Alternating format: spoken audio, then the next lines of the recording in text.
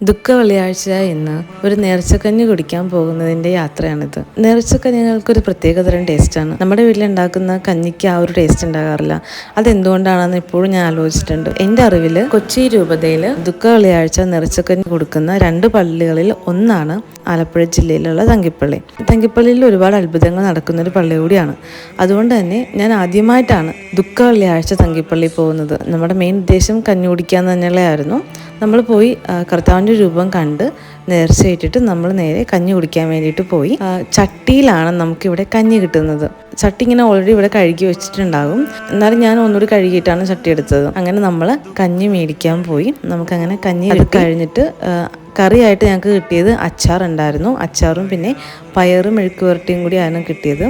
അങ്ങനെ നമ്മൾ കഞ്ഞിയൊക്കെ മേടിച്ച് കൈകൊണ്ടാണ് ചട്ടിയിൽ, ഞാൻ ആദ്യമായിട്ടാണ് ഇങ്ങനെ ചട്ടിയിൽ കൈ കൊണ്ടൊക്കെ കഞ്ഞി കുടിക്കുന്നത്. കഞ്ഞി കുടിച്ചപ്പോൾ എന്താണെന്നറിയില്ല, പ്രത്യേക ഒരു സുഖം, ഇത് പറഞ്ഞറിയിക്കാൻ വയ്യ. ഞാനും എൻ്റെ കുറച്ച് ഫ്രണ്ട്സും കൂടിയാണ് പോയത്.